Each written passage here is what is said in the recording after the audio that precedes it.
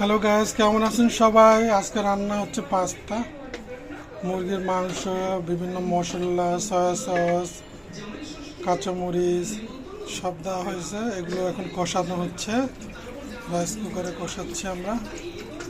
এটা কষানো হয়ে গেলে একটু লাল লাল ভাব হলে তখন আমরা ম্যাকারনিগুলো দিব। সব মুরগির মাংস ছোট ছোট টুকরা করে নেওয়া হয়েছে। দেখেন,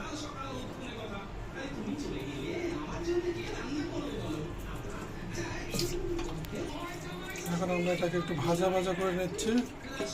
এটা বন্ধ, ওটা আবার পরে দিব গরমটাতে।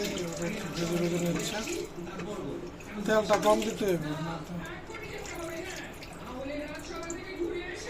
কি কি দেওয়া হয়েছে? জিরার গুঁড়া না,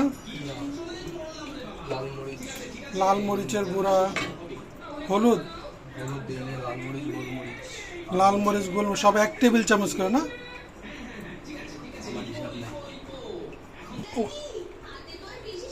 বাসা বানানো হয়েছে, ডিম দিয়ে বানানো হয়েছে। এটা এখন একটু বল করছে, তেলটা বেরিয়ে আসবে, মশলাটা মিক্সড হবে। মাংস বেশি নাড়লে মাংসটা ঝুরা ঝুরা হয়ে যাবে। অলরেডি গুঁড়া গুঁড়া হয়ে গেছে।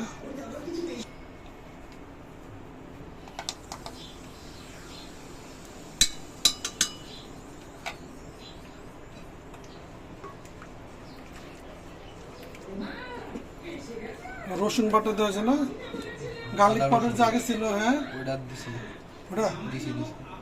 ওটা শেষ, আবার আনা লাগবে।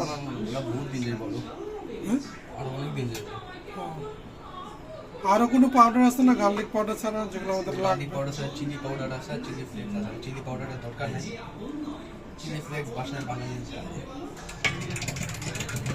দেখেন, মাইনাসটা দেওয়াতে কালারটা কিরকম অন্যরকম হয়ে গেল। দেখেন, আপনাদের সাথে দেখাচ্ছি, শেয়ার করছি। এই দেখেন, দেখতে পাচ্ছেন সবাই কালারটা কিরকম হয়ে গেছে। এটা একটু ঘন হবে, ঘন হলে পরে জিনিসটা মিক্সড হবে, তখন আবার এই ম্যাকারনিগুলো ঢেলে দিবে আর কি।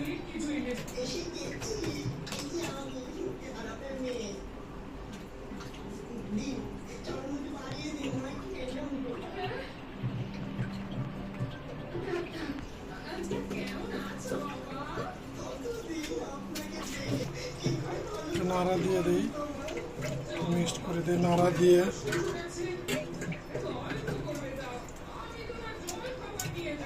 বেশি নাড়লে ব্রয়লার মুরগি তো মাংসগুলো গলে যায়, ক্ষয়ে ক্ষয়ে যায়। এই যে ক্ষয়ে ক্ষয়ে গেছে বেশিরভাগ মাংস।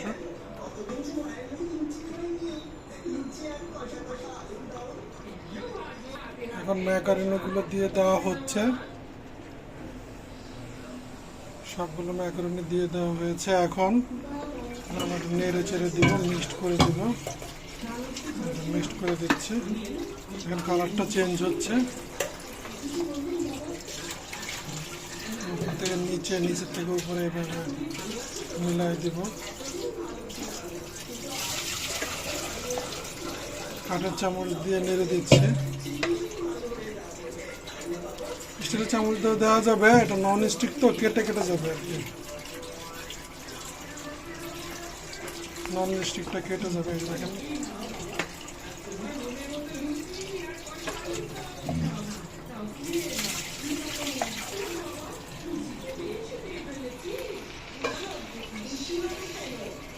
আর কিছু দিতে হবে এটা তো এখন।